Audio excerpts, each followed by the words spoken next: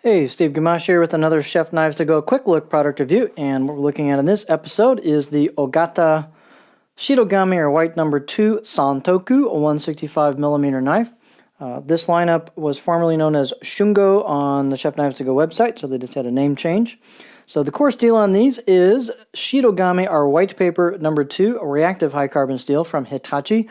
The heat treat's around 61 Rockwell. These are handmade, so they're all artisan made, hand hammered. So the heat treat can vary just a little bit, but that's what they shoot for.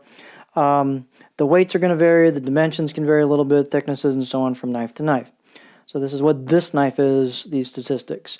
The construction, and FYI, these are not stainless in any manner. They are all reactive. So the construction is a reactive soft iron layered cladding over the top of that harder Shirogami number 2.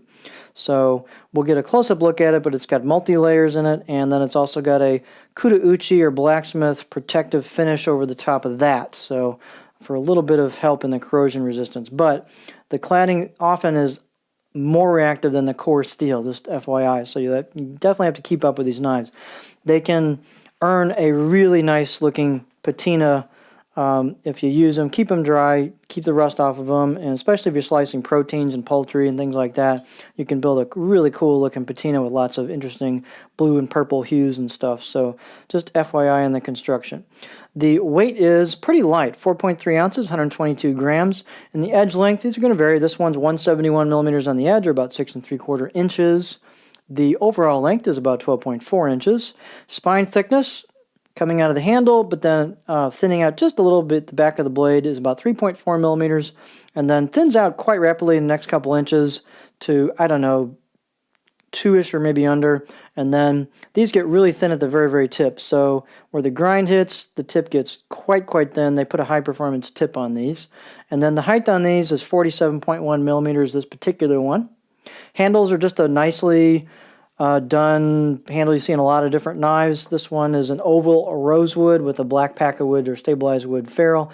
The fit and finish on the handle is really nice. The handle installs nice and clean, tight, with good glue up on it. We'll get a look at that. And the circumference is kind of a standard 3 inches where the ferrule meets the main part of the handle. Let's take a close-up look.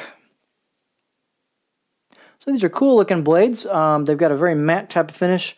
I have not used these. They just have a bit of a kind of a oxidation on them. It's not rust, but this is kind of their sort of patina built up on them from how they do them at the shop. So you can see your multi-layered cladding. You can see the kudauchi finish. You can see the core steel at the edge. Then you can see the edge itself right there. The out-of-the-box edge on these, I'd say I'll give it a 5, maybe 6 out of 10. It's got a decent bit of polish to it and fairly clean edge bevel. Although if you sharpen, go ahead and sharpen these out of the box as you can get them stinking sharp. And if you don't sharpen, maybe have Chef Knives to Go sharpen them for you before they send it. They charge for that, but you will get an idea of how good an out-of-the-box edge can be. How sharp can the steel get, and what a nice edge will do for you in terms of edge retention if it's ground well. So it gives you a good reference point. So it's worth the money to do that, I think, if you don't sharpen. Or even if you're a very newbie sharpener and you want to get an idea what a really nice edge is, have them sharpen it for you. Again, they do charge for that, but it's worth it. So the kudauchi finish on these is smooth, but very, very matte. Not much shine to it at all. The left side of the blade has hand-chiseled kanji, although it's hard to see it. You can feel it. It's there. It's done. It's nicely done, but the kudauchi finish kind of fills in those crevices and stuff, so it doesn't really pop like it would on a brighter finished knife. So, but it's there. It's definitely there. These do have a spine that shows the 3-layer sandwich, so that's a true sanmai finish, or I should say construction technique. And so you see those layers right there, so that is reactive as well. As opposed to a knife where the cladding covers the top of the spine, this one does not.